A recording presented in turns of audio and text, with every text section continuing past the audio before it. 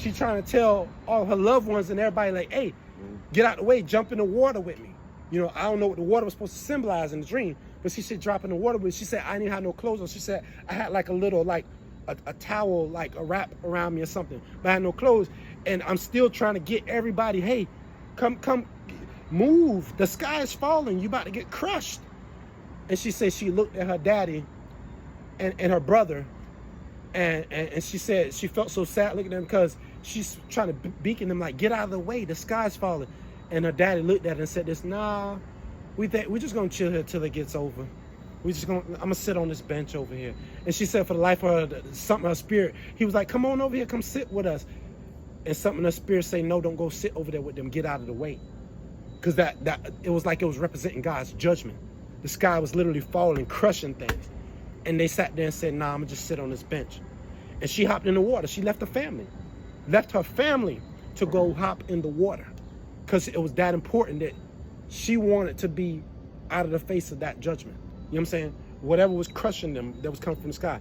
And you know why I want to tell you of a word that came to my spirit as I was listening to that one.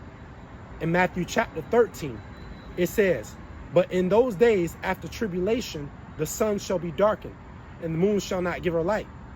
Verse number 25 though, and the stars of heaven shall fall, and the powers that are in the heavens shall be shaken.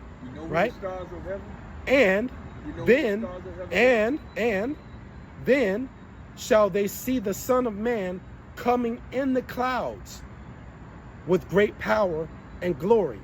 And he shall send his angels, and they shall gather together his elect from the four winds, from the uttermost parts of the earth and of heaven. Now, we can call this a crazy coincidence that all this stuff is going on. But as the young lady was saying, and I did what she said, go on to TikTok and the social media platform and search it. You'll see an increase in amount of end time testimonies that come between this month and last month. And it's so many. It's like people, prophetic dreams. But do you know who the stars and recently, this has been happening. And I'm bringing this word forth because the Lord is telling us it's not time to play holy in this day, or to play as if we know all of what's going to happen or all that's happening now. God says it's time to get in place. It's time to get in place, right? And what do I do when I say, make sure we are in right place and we're trying to be holy as he is holy, right? And I'm not talking about be holier than thou. We know the word talk about that. We're not talking about being holier than thou.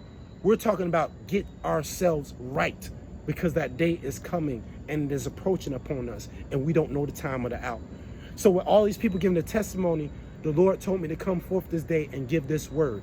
It's time to come out of anything that is keeping us from, or what we feel will keep us from receiving good in the judgment of the day of the Lord.